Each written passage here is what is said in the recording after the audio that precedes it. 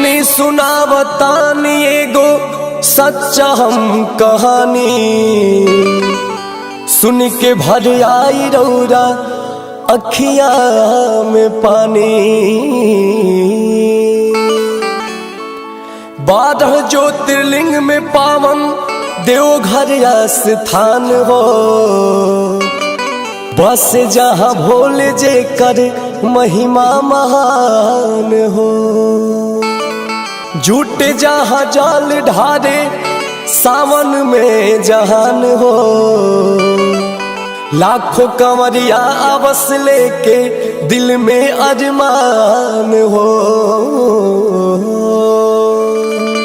तो ये भैया यही सावन के पावन महीना में बाबा भोलेनाथ के एगो परम भक्त अपना धर्म पत्नी के साथे देवघर जाए के तैयारी कैले बाने।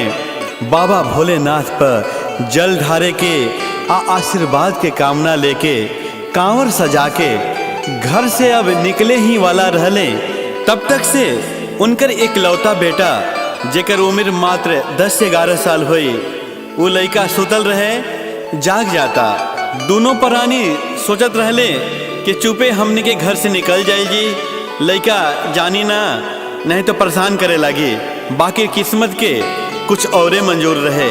लड़का अपना मम्मी पापा से पूछता कि रौरा लोग कहाँ जात बानी हमरा के छोड़ के। वो दोनों बेकत अपना लड़का के समझावे लगले कि हमने के बाबा बैजू के दरबार देवघर यानी कि बोलबम जात बनी जा, 2-4 दिन में लौट आई जा। तू दादा दादी के पास रहिया और दादा दादी के तंग मत करिया, ठीक से खाना खा लिया ये हमारा राजा बेटा। बाकी वो नन्हा बालक जिद पकड़ लेता कि ना हमहू तू लोग के साथ बाबा धाम जाइबे, हमहू भोले बाबा पर जल चढ़ाइबे। वो छोट लड़का के मम्मी पापा समझावत बने कि अभी तू बहुत छोट बड़ा, 40 कोस के पैदल कठिन राह तू चल ना पैबा। बाकी वो लड़का जिद ध लेता, रोवन धोवन शुरू कर देता कि ना हमहू जाइब त जाइब। लड़का के मुंह में पड़ के ओकर प्यार में लाचार होके वह लड़का के जिद के आगे मजबूर हो जात बने। वह लड़का के तैयार करके तीनों लोग रेलगाड़ी से सुल्तानगंज पहुंचत बाड़े। सुल्तानगंज जहां से कांवरिया लोग गंगा जी के निर्मल पावन जल में स्नान करके आ कांवर में जल भर के देवघर के पावन धाम खातिर लोग निकलेला।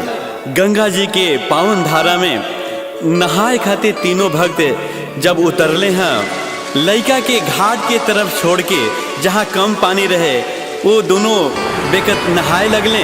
भीड़ भी ज़्यादा रहल, लड़का पर से ध्यान हट जाता। तब तक से लड़का जिन्हें तेज धारा रहे उन्हें बढ़ जाता और देखते ही देखते गंगा जी के तेज धारा के आगोश में बह जाता। चारों तरफ चित्कार हाहाकार मच जाता। देखते ही देखते आँख के सामने से वो लड़का ओझल हो जाता। पानी के तेज बहाव के चलते सबकर हिम्मत जवाब दे जाता, केहू बचावे के कोशिश नहीं करत। दोनों प्राणी के रो रो के पागल जैसन हाल भइल बा। अपना किस्मत के कोस रहल बाड़ी जा कि काश हम अपना लड़का के बात ना मान ले रहती त आज ऐसा दिन देखे के ना पड़े। थाक हार के रोवत धोवत पास के ही भोले बाबा के मंदिर में फरियाद लेके जात बाड़े लोग। आगे कहानी में का भइल, वो लड़का मिलल कि ना, आई यह कव्वाली में भाई अंकुश राजा की आवाज में सुनल जाओ।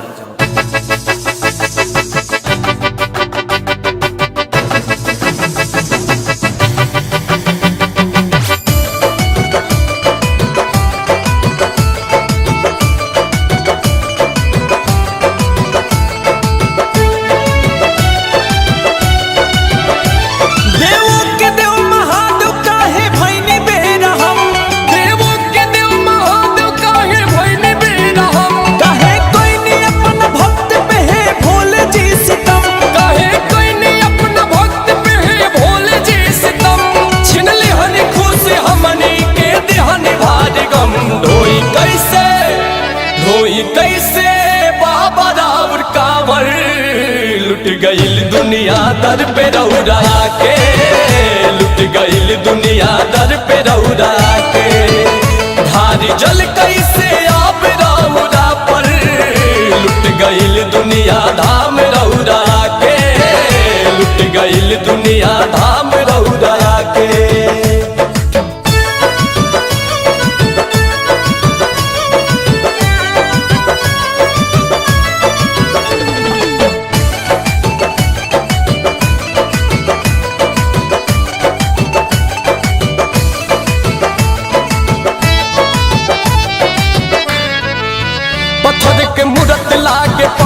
से हो गईनी जी, अतना निर्दयी कठोर काहे भईनी जी।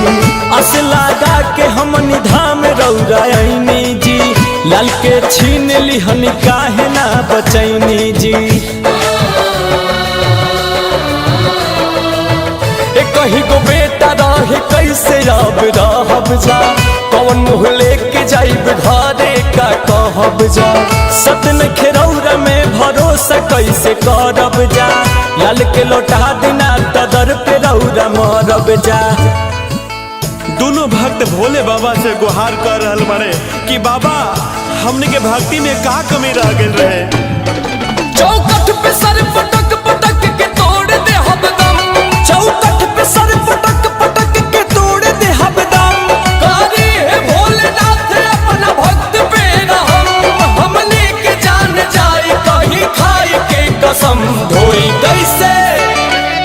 कैसे प्रभु जी राउर कांवर, लुट गईल दुनिया दर पे रौरा के, लुट गईल दुनिया दर पे रौरा के। भारी जल कैसे आप रौरा पर, लुट गईल दुनिया धाम रौरा के, लुट गईल दुनिया धाम रौरा के।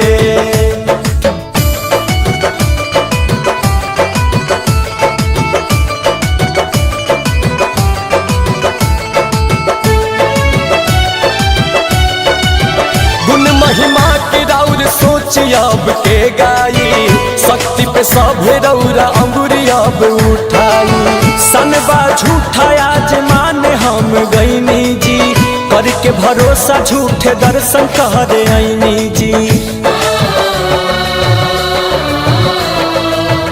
ऐती न धार जल न बेटा जुदा होइत जी, करे जा ऐसे नाही फुट फुट के रोइत जी।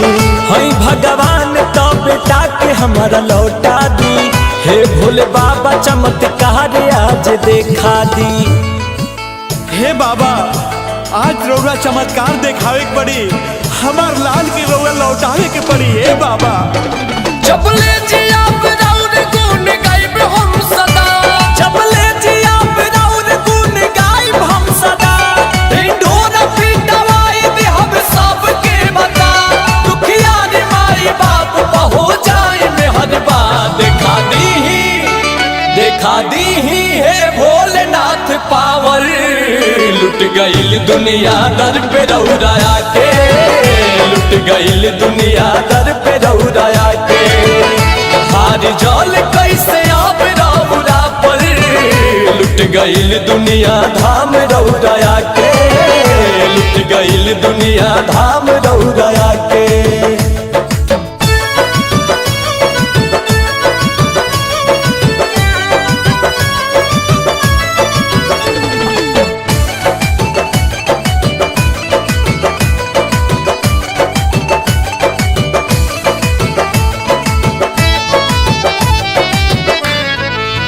जो न लौटा सकब लाल के है शिवदानी, दोनों पारान के भी छीन लिया जे जिंदगानी।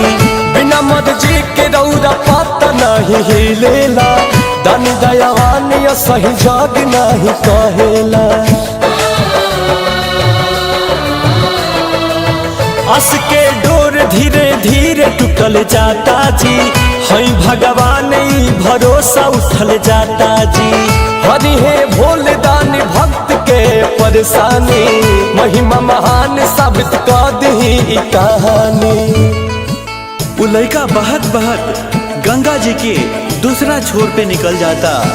भगवान भोले शंकर खुद ब्राह्मण के भेष बना के वो लड़का के बचावत बाड़े, वो लड़का के लेके मंदिर में आवत बाड़े। देखिए आगे का भइल, कैसे भक्ति के जीत होता, आए सुनो जाओ। भइल कृपा भोलेनाथ के ऊ लइका मिल गई, भइल कृपा भोलेनाथ के ऊ लइका मिल गई। देखते ही माई बाप के चेहरा खिल गई, भगवान के दरबार में भक्ति के जीत भइल। हंसी खुशी उठैल तीनों कांवर, जल धरल तीनों देव घर में जाके, जल धरल तीनों देव घर में जाके। कैले कृपा भगता पे सुनैल गाथा अंकुश राजा गा के, सुनैल गाथा अंकुश राजा गा के।